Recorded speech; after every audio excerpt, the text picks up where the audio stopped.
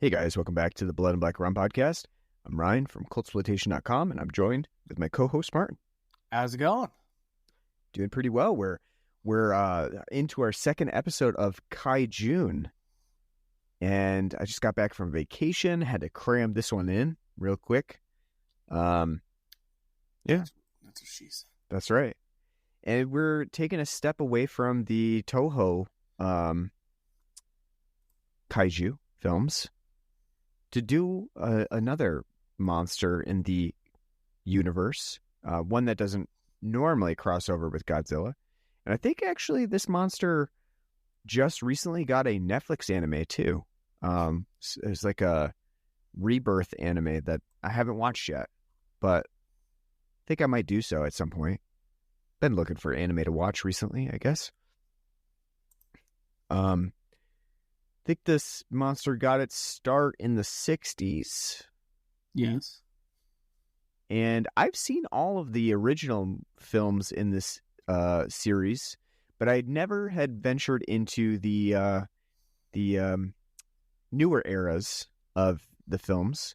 And that's why I picked for today Gamera, Guardian of the Universe. Gamera, Gamera. That's this one's from 1995, and like I said, I only really know the movies that were part of the original series, which is from like the 60s and the 70s, and I think the last one in the Showa era went into 1980. Yep. And other than that, Look at that. Fucking looks like Battlestar Galactica with a turtle. honestly, though, you might say some of the best parts of the kaiju films are their posters, because the poster artwork is pretty great on a lot of these. Not necessarily the newer ones, but the older ones that had actual like artwork design, really spectacular. So Gamera, Guardian of the Universe, was a revitalization of the Gamera series, because I think the last film in 1980 was, it ended the Gamera series until the Heisei era. I think I'm saying that right. Heisei? How would you say that? We'll go with what you're saying, because I don't want to add to the butchery. The Heisei. We'll let you fuck it up. I'll say Heisei. I'm not super familiar. The not Showa era.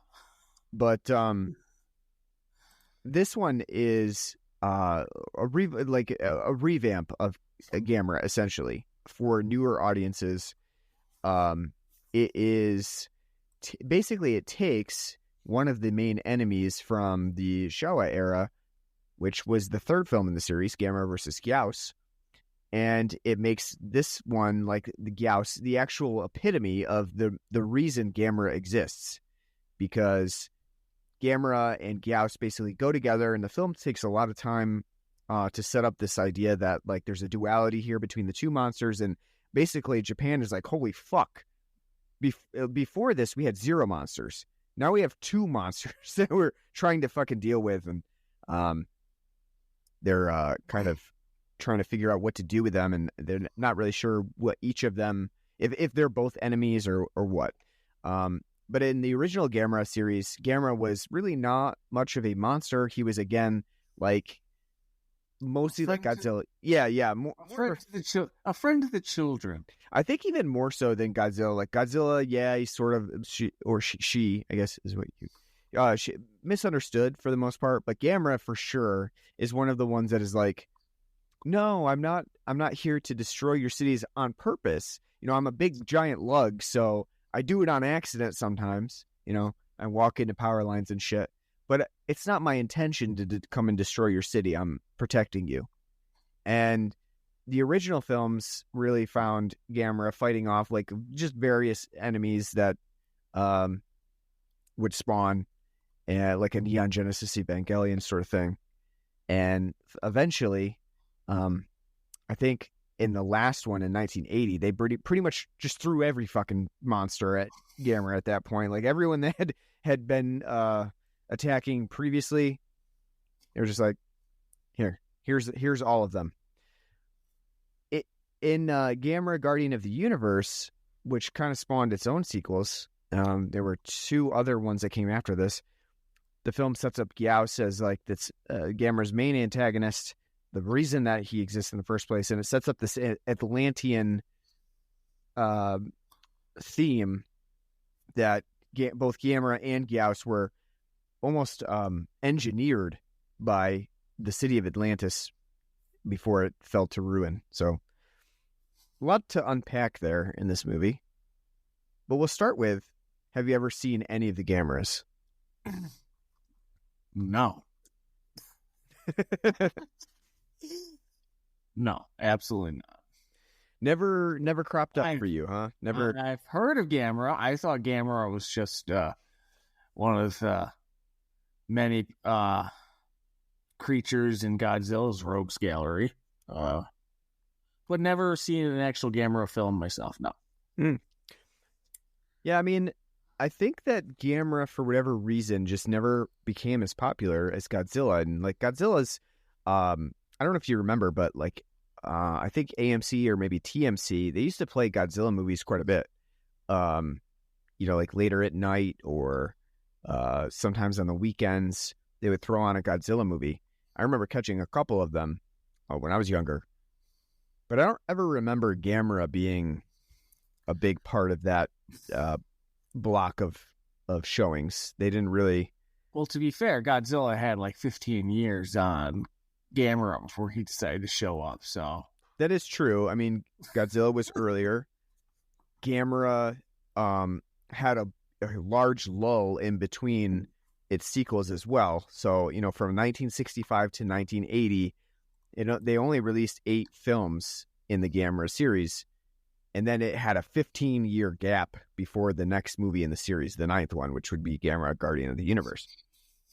Godzilla had a lot more. They were pumping shit film after shit film out. Yeah.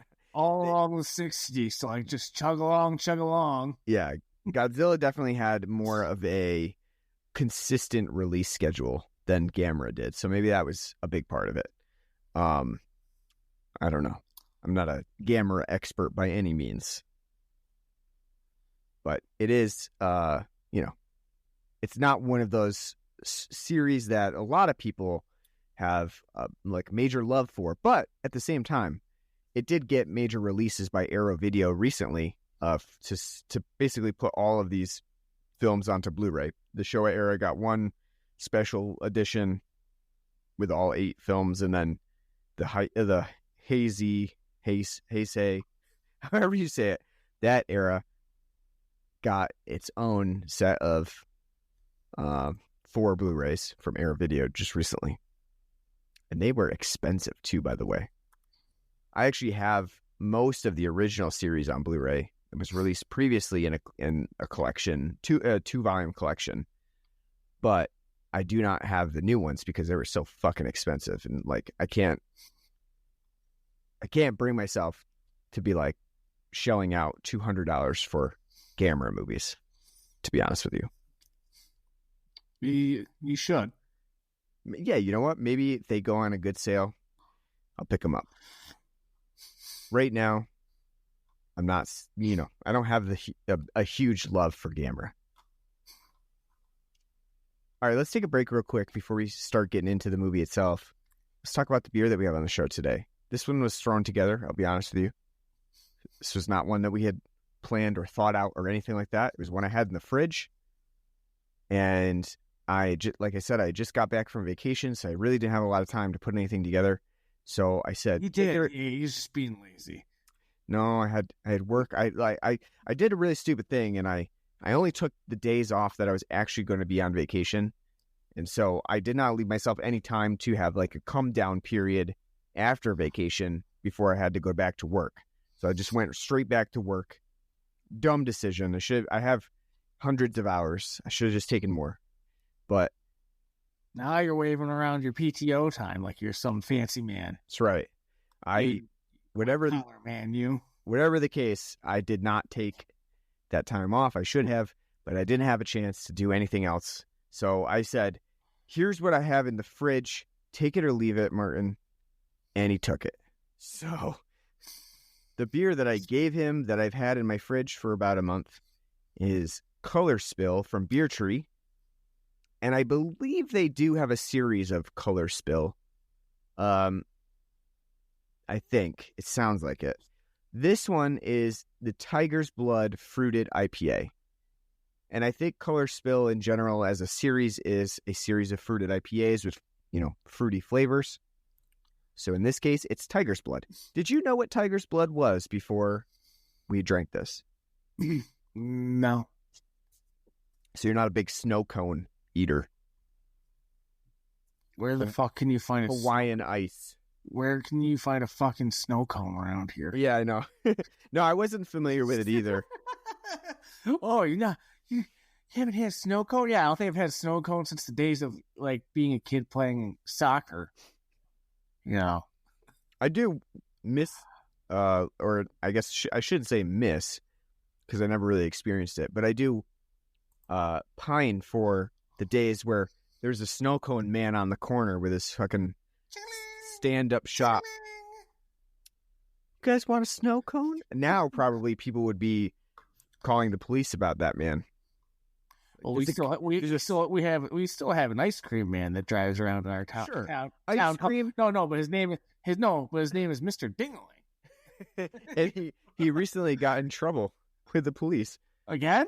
No, I don't know. At one point he did.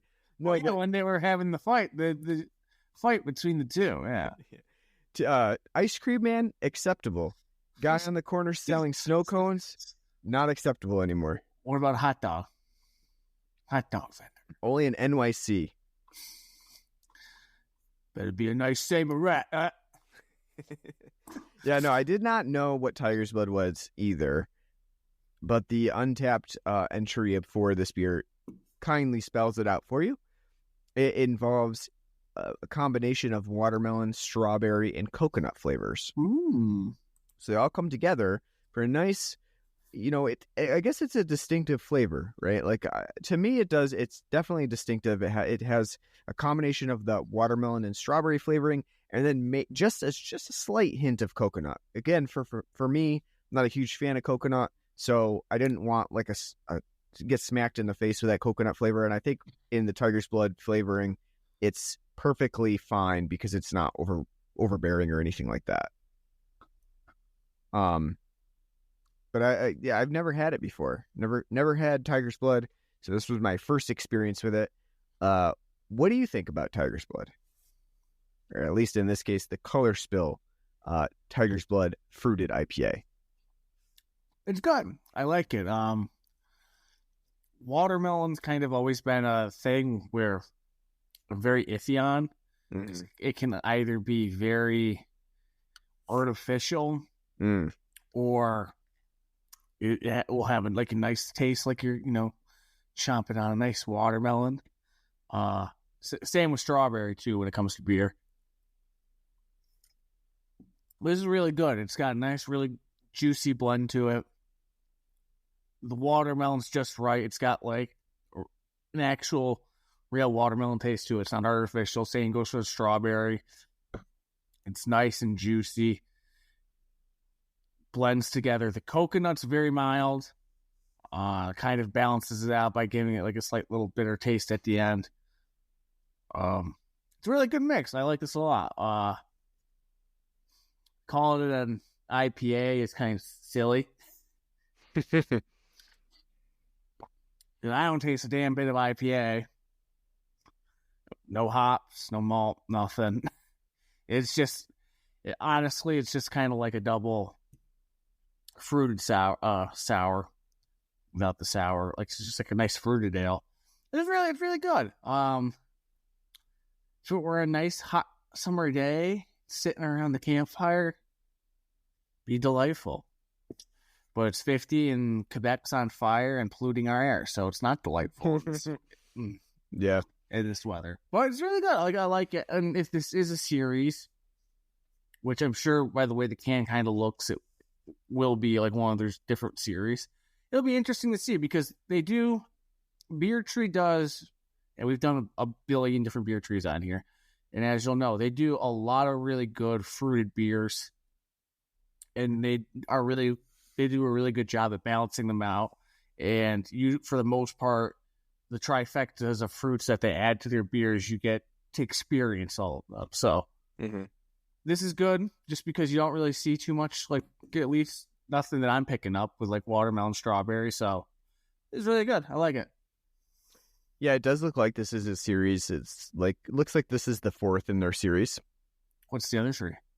They've had raspberry vanilla, blueberry marshmallow, and guava coconut. Guava coconut. I say the blueberry and raspberry are too predictable. Sure. Maybe those must have been the early ones. Like, yeah, of course you would do that. Yeah, the start of those. So, but yeah, I like Color Spill, Tiger's Blood quite a bit. Like I said, Tiger's Blood seems to be something that I had just been missing out on until this point. Didn't really know much about it. But I think it's a solid flavoring. Like you, I agree. Saying this is an IPA or a hazy or whatever category they want to call it is probably a little misleading, because it's not really an IPA as such. It is basically a fruited ale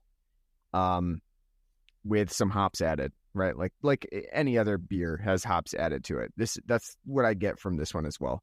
I think this is, all the flavors taste really good in this. One thing I will note is towards the end of it, it does tend to get a little bit of more of that like yeasty hop bite to it. And that's the only downside, I think, of this beer. Like, I definitely get a little bite to it at the end. But other than that, it's really tasty. Nice fruity flavors to it. Really good for summer and springtime, warm weather. It's a really solid beer overall. And I unlike you, I guess, I would check out the other Color Spills as well. For one thing, for FOMO, just so I can say I've had all the Color Spills. But also because they sound interesting. And this is a good example of what they do well. And also to point out too, like you said, watermelon is a tough flavor to get right in beer. Either you get like really watermelon rindiness to it, or it's too watery, too lacking in the actual flavor, or it's too artificial. It's a very, very, very fine line for watermelon. So they did a good job with that. All right, on to Gamera, Guardian of the Universe from 1995. One thing that I can point out right away from Guardian of the Universe in the 90s is that this definitely looks like a 90s film. I'll go even one step further. It definitely looks like a Japanese 90s film. I don't know how many Japanese 90s films you've seen, but in general, a lot of them have a very distinctive color palette to it. A lot of like colors of blues and greens that I've noticed. And this film, awesome CGI 3D font for the opening credits. This film has it all. Also, what I will say is, despite the fact that we are now 15 years out from the previous sequel in the Gamera series, special effects haven't come that far. I'm going to go right ahead and say that. They did not have two giant leaps forward. That's for sure. We'll talk about that in a second, I guess. What do you think? The plot of this movie, what do you think of that? The plot being Gamera is found off of the coast as a Japanese ship collides into it, and they're like, what the fuck? Why is there, why are we running aground in, I think they say like 1.6 mile deep water? And I'm told that it's moving. Mm-hmm. And then eventually, at the same time, there's explorers on a specific island where they come up with a new species of what they think is a bird at that time, giant bird, which in that sense does remind me of Jurassic Park, where it's like, hey, we have this fucking new island that we're exploring. We're finding these, dinosaurs or unique monsters on it. And say, who knew Isla Sorna got this far out into the Japanese? What I always find interesting about those types of movies, though, where they say like, well, we have an island and we just found this random gigantic animal on it, is like, how do these things get missed?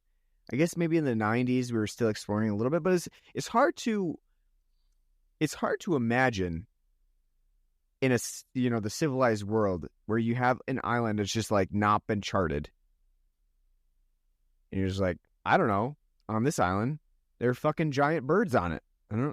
We missed it somehow. It always amazes me.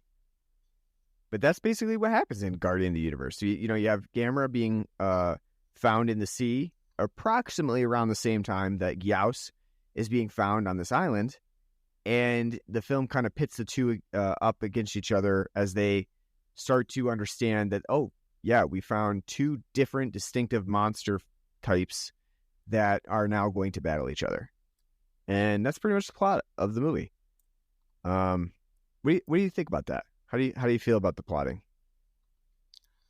It's okay at first. Kind of just follows, really stereotypical,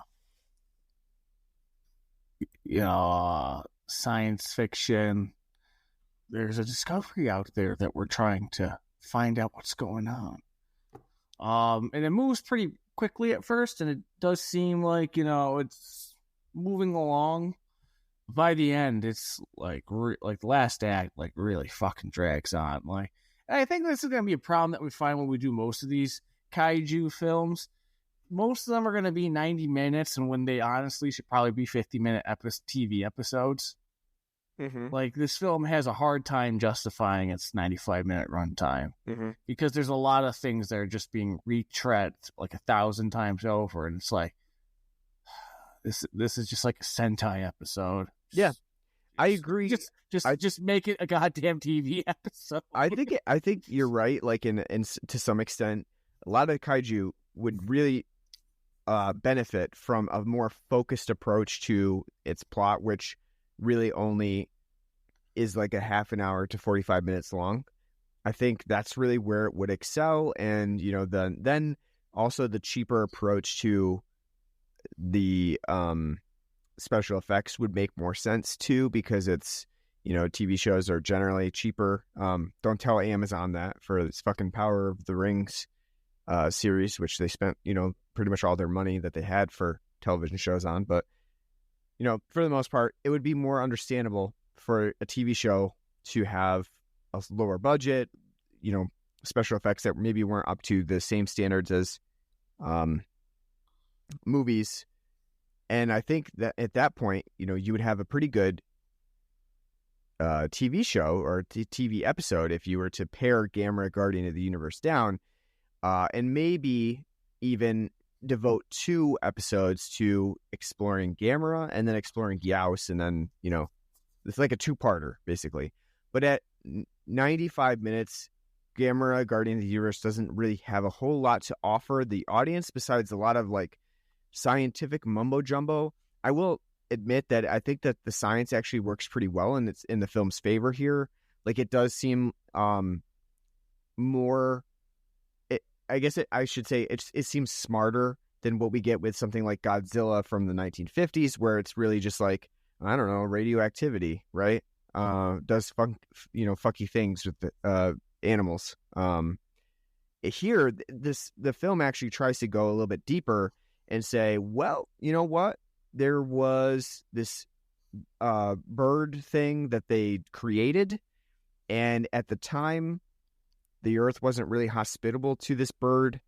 I guess it's technically a bat, but whatever you want to call it, Gyaos. The Earth wasn't hospitable to it, but now that we've changed the Earth so much, and you get like this little environmental, theme about changes that the Earth was going through it, and even in the 90s, right? Like, kind of prescient. But because of the changes, we now have Gyaos, and it's a hospitable environment for him now. So here he is thriving and fucking eating people off of the island. And that's why it goes into detail about explaining like, well, why now? Why is Gyaos all of a sudden making its appearance? Because the Earth is habitable for it now. So I like that part of it. I like that it actually tries to give a scientific explanation for Gyaos. And for Gamera too, it kind of doesn't go into as much detail as it does with Gyaos. Gyaos, it actually goes into a lot of detail. It says like, hey, it's only got 2 fucking chromosomes. That's weird, right? Most animals have many chromosomes. Humans have 23. This other thing has 35. Gyaos has 2. That's really weird, right? And it kind of explains the engineering part of Gyaos. What I think is interesting is the fact that it tries to attribute Gamera and Gyaos to Atlantis, which is if you think about it, kind of a really weird setup for a kaiju film. That it's engineered and that an ancient civilization engineered it. And not only that, but they fucking put rockets on a turtle, right? Like you said. Who puts... whatever Atlantis was smoking probably led to their downfall and the collapse of the civilization, because who puts rockets on a turtle? It's just a weird scenario. And I don't quite, know where that came from. And it's certainly not a part of the Gamera canon up until now. I actually think Gamera might have been I think Gamera was a space monster initially, if I remember correctly. And so instead, they attribute it to the ancient Atlantis race, which is a kind of a change up here for this remake. Weird. So another thing that crops up in this movie is you have 2 people that are really investigating both sides of the 2 monsters that are happening. You have the one guy who's involved in the transportation of the plutonium that the army is transporting. He's like, I feel really bad. This could have, been a massive radioactive catastrophe if we had, collided with this atoll and it melted down. So he gets involved in the investigation. And then you have the ornithologist, the bird researcher, Nagamine, and she's investigating Gyaos in the other area, the island that they've discovered. And then you have them meet together, and they kind of have this like little meet cute relationship. How do you feel about that relationship that's kind of plugged in here? It's fine. It's nice to see that the relationship throughout is just platonic. Yeah, I mean, I kind of, that's where I was going with that. Like, I feel like we don't need to have an unnecessary romance story. Like in Godzilla 2014, I'm coming home. I'm a soldier and I'm just trying to get home to my wife. Like, take up the last hour and a half of that movie when you're just like, I want to watch Godzilla smash shit, and Ken Watanabe be like, it's the end times. But then you have to have an American soldier. Exactly. Like, I kind of, you got the feeling that was platonic. I mean, there's at one point, the guy, I think his name is Yonamori. He's like, when there's no giant monsters around, I'm going to show you Tokyo. And she's like, oh, arigato. It's a weird, kind of a weird phrasing, but, like, I feel like I don't want to have a romance shoveled into my giant monster movie. We already have unnecessary children being the spiritual leader for Gamera. Absolutely. Yep. We don't need an unnecessary romance. The film also, you're bringing that up is a great point. The film doesn't really go into much detail about that. It kind of, and I think one thing about this, you have Guardian of the Universe that it doesn't do very well is explain a lot of things that are happening at the time. So it does, go through the motions of saying, it kind of hits all of the themes that Godzilla originally did. We get newspaper headlines. We get multiple talking heads from reporters basically giving us exact rundowns of what's happening. They're like, yep, now Gamera's off the coast of so-and-so in Japan. But what it doesn't do is explain what's happening very well. So all of a sudden, those little conch shell things that they find on Gamera's shell are now really important because Asagi is becoming like the priestess for Gamera. And the other thing that happens is, for whatever reason, even though they, the name Gyaos is really used for one monster, there's a race of these bird-like creatures, and most of them die out, but the one gets away, and it just starts becoming bigger and bigger throughout the movie. And the movie doesn't really explain anything about that. It's just like all of a sudden you see Gyaos, and it's not clear if this is the same Gyaos. And it's just like, oh, this guy's bigger now. This guy doesn't have the same fucking googly eyes that the other Gyaos monsters had. And it just kind of does that throughout the movie without really explaining what's happening. So I think the one big downfall of this movie is that the script spends a lot of time unnecessarily on just like showing the impact of Gamera and Gyaos and like all political talking heads and things like that. But it doesn't do a good job of explaining the actual evolution of the monsters throughout, which I found to be kind of disappointing. Especially, you didn't like the part where Wayne Newton snuck the Gillette, the Barbasol through the rain to yeah, right, to get these things built.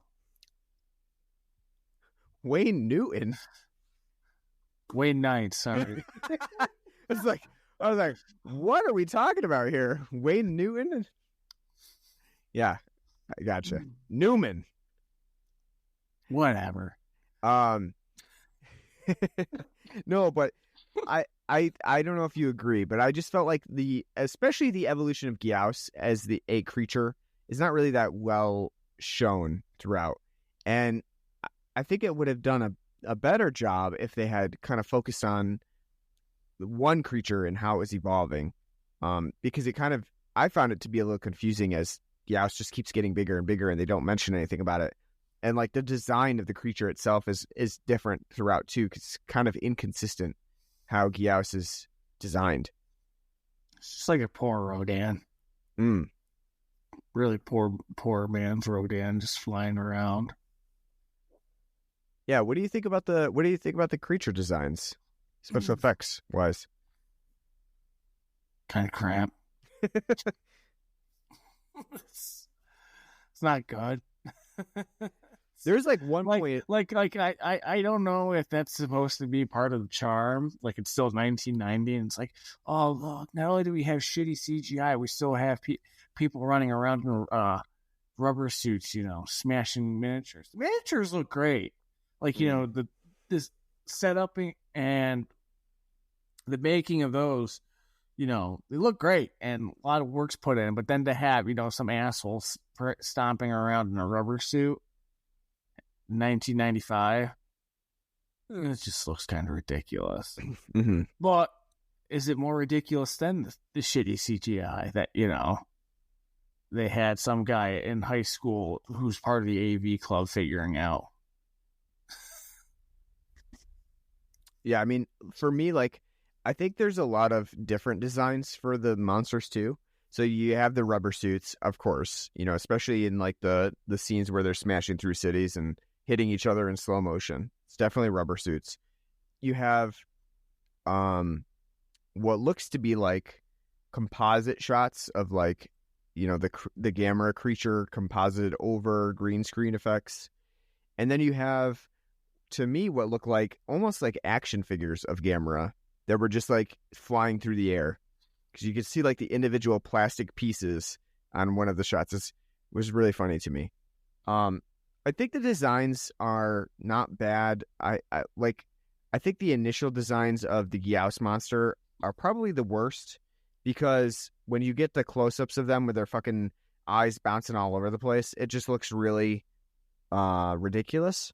But later on, I think the Gyaos design, where it's becoming bigger and it's actually a threat and has like the red eyes and stuff, it's pretty pretty good. One thing that I found very humorous, though, was all of the scenes where we have the missile effects, because those are quite honestly the worst part of this movie by far. Whoever designed the missile effects,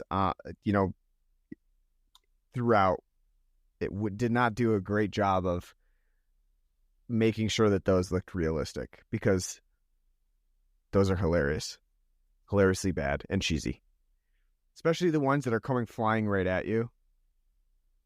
This could have been a 3D movie. How realistic those look coming out of the screen at you.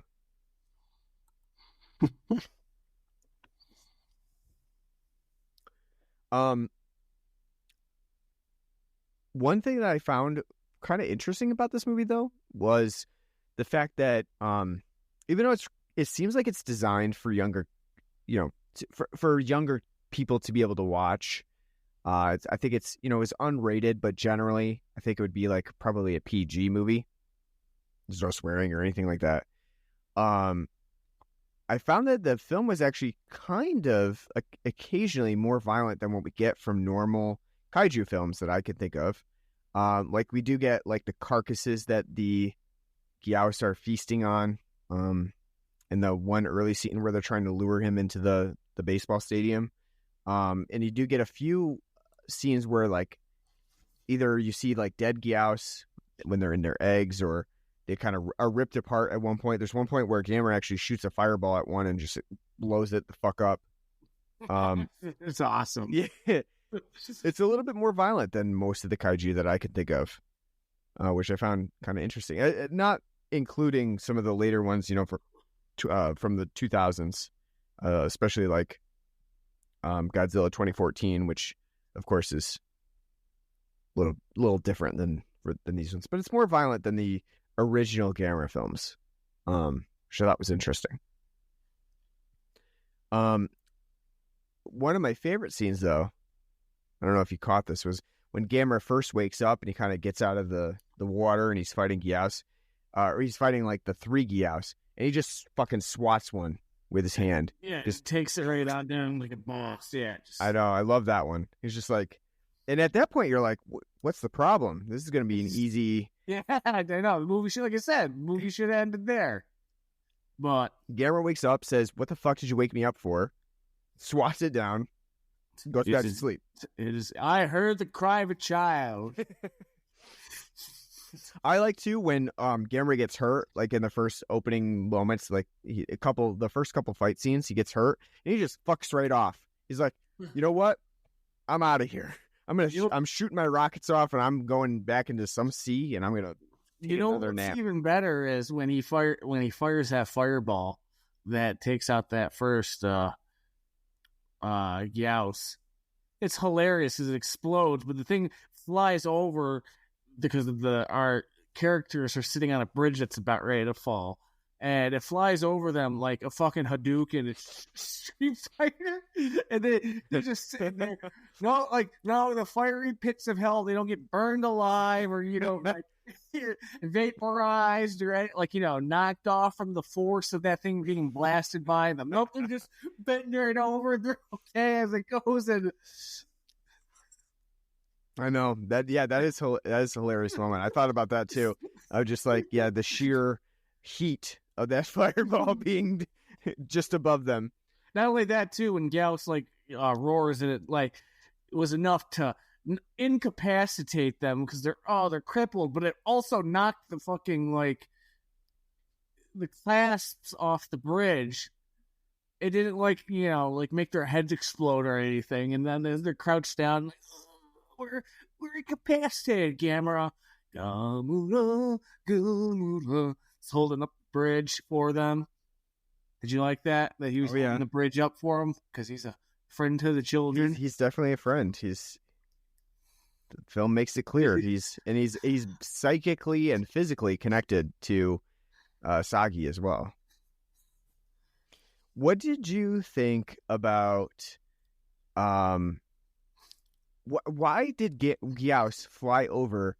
Didn't he snatch one of the exploded Gyaos's bits out of the air?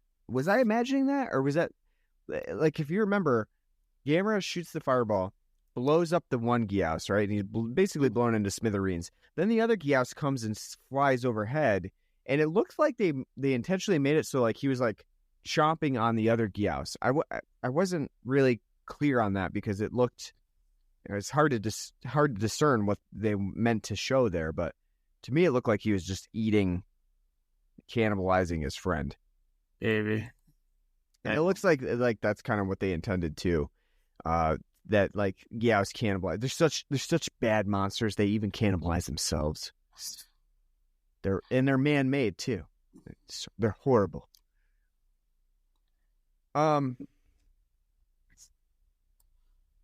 Yeah.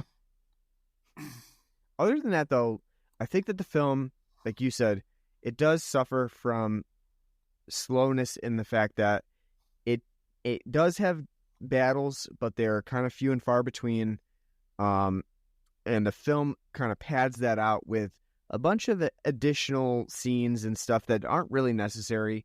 A lot of the science part of it, where they go explore the island or they go explore the atoll, is kind of unnecessary because it doesn't really amount to much. And I think that's where you're kind of getting at the point where if that has been cut this down a little bit, it probably would have been a more enjoyable episode. But at the length that it is at 95 minutes, I do think it's a little overlong. And even towards the end of the movie, when we're finally seeing the battle play out between Gamera and Gyaos, the audience, I think, is a little bit fatigued at that point because... Well,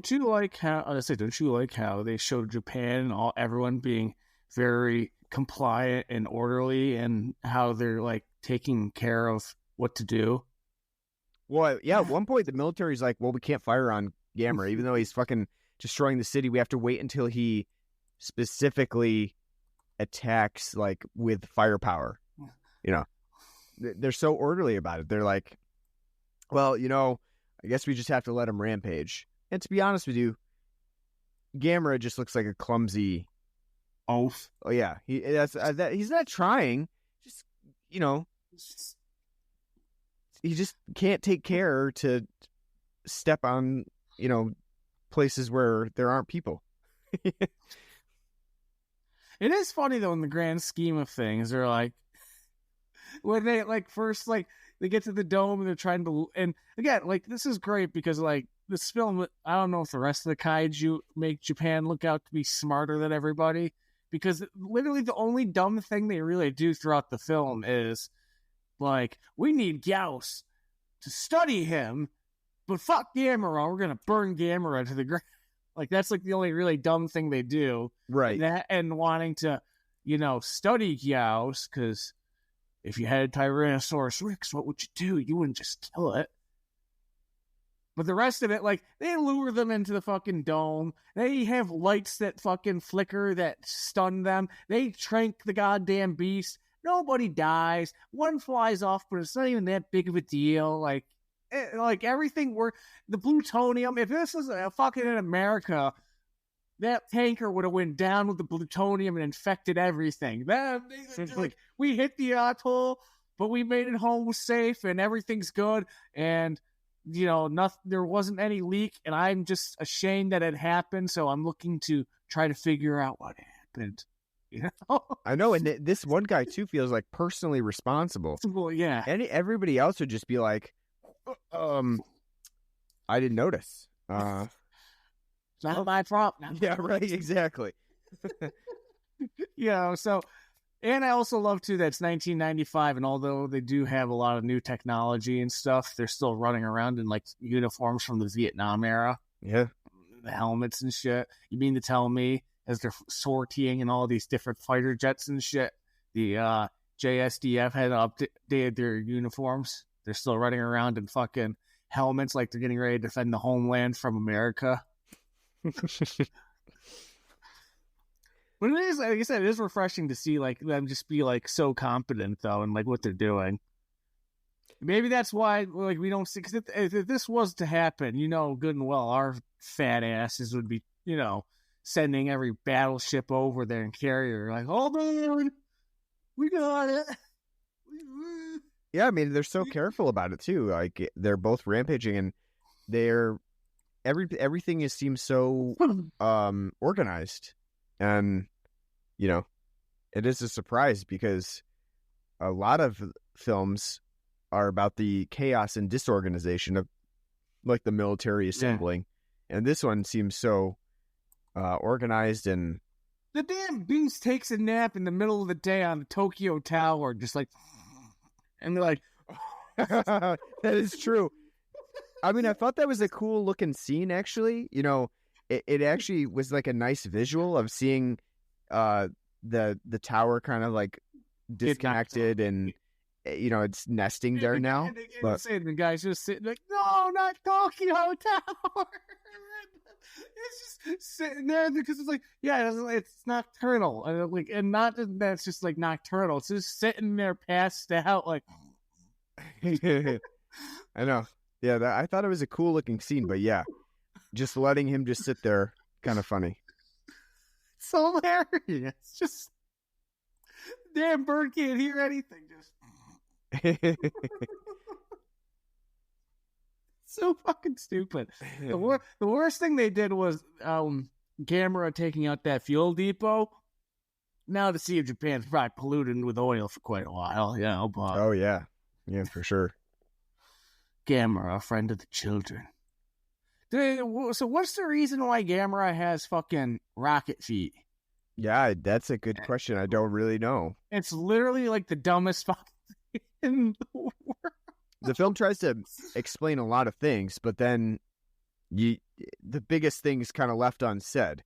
Why does this turtle... first of all, why did they design a turtle? Like what was the... Why would Atlanteans, build a I don't know. Not only that, but they built almost a hypocritical animal, because the film kind of makes it known with Gyaos that they were like, yeah, we got all the DNA from all the other animals that we had, and we kind of made it into this like the best of everything, and then we made Gyaos. But then you made Gamera. You're like, well, we're gonna make it with the fucking slow DNA of a turtle, and we're gonna give it fucking rockets for some reason. Like we know that a turtle is slow, so we must build rockets into the to the feet. I don't know. Yeah, there's no rhyme or reason to it. Like you said, it's probably better left unsaid, and like as a Sentai where you just have random shit that happens. And you don't question it, and the film doesn't bring it up or anything like that. You just, okay, there's a giant saber-toothed tiger running around. Okay, all right. Just I'm waiting for Goldar to come flying in. Like, Power Rangers. Right, exactly. You don't bring it up again. It's like the why isn't important. All right, so on a scale of 0 to 10, gigantic piles of Gyaos shit, what would you give Gamera, Guardian of the Universe? I give it a 5.5. It's not bad. Like it's a 5.5 because this film's fucking boring. I'm finding out rather quickly throughout this that Sentai and KaiJune, it ain't for me because it's so tiresome, and so you have a concept and they just run it right into the fucking ground. No matter how well executed it is, the fact that it's constantly just, the same beats, and by like, the 80th, 70th minute, you're like, please wrap up. It'd be more interesting if it was like a 45-minute like TV episode. There's definitely enough here to do that and make it interesting, and that's, I think, kind of the way it should be structured. But it's an hour and a half plus film. It's tiresome. By halfway through the second act, it's already run out of steam. Just because, at least in my mind, because I don't think the action itself is really any good. It's a little bit fun, but I mean, it's not really any good. It's just run by the mill, monsters smashing each other, and missiles getting shot at them. And a plot that's like, oh, so there's these monsters. What do we do? You know, I mean, 5.5. It's hard for me to like put into words because I just find the whole concept really taxing. Like it's, I like I said, I think because I'm too old to start watching these films, like because they definitely have the kind of feel to them where the people who probably enjoy this shit are people who watched them young and got hooked on them. Like, you know, if you were to talk to me about like Power Rangers, like original like Mighty Morphin Power Rangers, I could lament about it all day, like, oh, and like, you know, be like, what a great show that was. Because I was 5 years old watching that shit. 35 almost now watching this shit. Doesn't really work. So 5.5. I would give this. I'm going to give it a 7. I think that it's a fair movie. I don't think it's the greatest movie, and I don't think it's the best kaiju movie either. I think part of the problem is the 90s happened in this movie, and it's both good and bad, right? So technically, in the 90s, you should have better special effects, you should have bigger budgets, and you should have probably better acting as well. But at the same time, I think that some of the charm of the older style of kaiju films is lost here. And this film does not do a great job of showcasing the 90s advancement in special effects either. It has a lot of the same older type of effects, but it's not used to the film's advantage. So I think that's part of the problem. Another part of the problem is that the film is just a little bit too long. But at the same time, I do find there is a quirky charm to the movie where you do get a kind of an interesting science fiction background to this storyline. It does delve into environmentalism to some extent. And so I have to give it some credit for that. And I think it's kind of an interesting movie that goes away from the original Gamera canon, tries something different. So even though I don't think that this film is necessarily what I would consider a good film, I think it is an interesting movie in the kaiju canon to check out because it does have some differences that you won't find in the older films in the series and some of the films from the other Godzilla movies. So I'm going to give it a 7 out of 10. It's a little generous, but I think it's fairly enjoyable, but I did wish that it was just a little bit shorter.